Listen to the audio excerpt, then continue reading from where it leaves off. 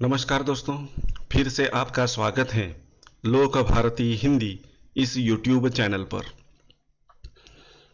सातारा जिला हिंदी अध्यापक मंडल सातारा और लोक भारती हिंदी के संयुक्त तत्वाधान में हेतु अभ्यास का मार्गदर्शन करने हेतु मैं आपके सामने उपस्थित हूँ। दिन है 38वां और कक्षा है 8वीं। दिनांक है 7 अगस्त 2021।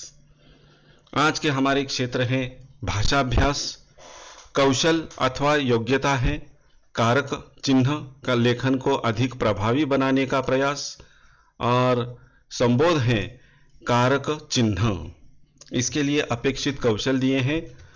छात्र विभिन्न पठन सामग्रियों में प्रयुक्त परिभाषाओं, सूत्रों आदि को समझते हुए विविध तकनीकों का प्रयोग करके अपने लेखन को अधिक प्रभावी बनाने का प्रयास करेंगे। इसके लिए कृति दी गई है। पहली कृति है आओ पता करें। निम्नलिखित संवाद छात्रों को सुनाएं।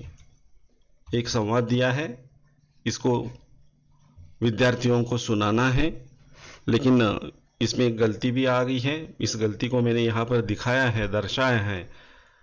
वरना चिंकी की तरह पछताना पड़ेगा कि ह्रस्व नहीं दीर्घ होनी चाहिए। तो देखते हैं इस संवाद को। उठो, मोहन स्कूल जाने में देर हो जाएगी। हमें कभी आलस नहीं करना चाहिए, वरना चिंकी की तरह पछताना पड़ेगा। चिंकी अपने भैया की बातों पर ध्यान नहीं देती थी। वह हमेशा देर से उठती थी। वह अपने भैया के साथ स्कूल जाया करती थी। अब देखिए, इसमें जो कारक चिन्ह आए हैं उनको मैंने यहाँ पर गोल करके रखा हुआ है, और यही बातें यहाँ पर आगे दी हैं। जैसे आओ सक्षम बने। इसमें अध्यापक कृति देखिए। संवाद में आए शब्द जैसे मैं, की, पर, के तथा ने आदि। अब इस संवाद को देखने के बाद इसमें जैसे कि क को पहली मात्रा दी है, वो तो गलत है ही। इसके अलावा ने यह कारक चिन्ह भी यहाँ पर दिखाई नहीं दे रहा है, तो शायद इसे गलती से यहाँ पर दिया गया है। खैर, तो वाक्य के पदों को क्रिया से जोड़ने वाले ये चिन्ह कारक कहलाते हैं। यानी वाक्य के जो पद हैं, इन पदों को क्रिया से जोड़ने वाले ये चिन्ह कारक चिन्ह कहलाए जाते हैं। इसमें अध्यापक छात्रों को कारक की परिभाषा बताएंगे।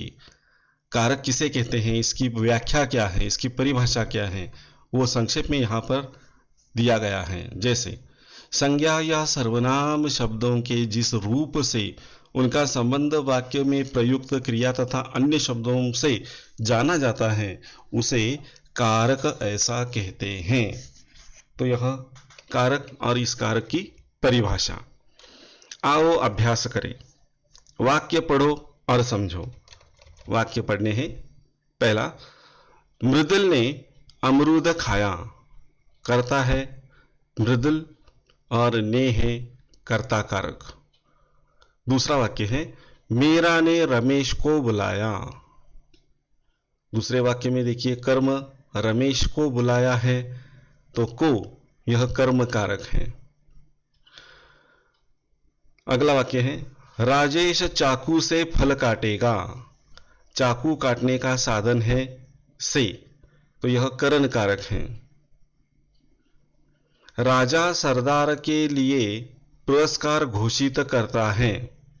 इसमें के लिए राजा पुरस्कार घोषित करता है, यहां पर के लिए बड़ा जरूरी है, तो यह संप्रदान कारक प्रकार है।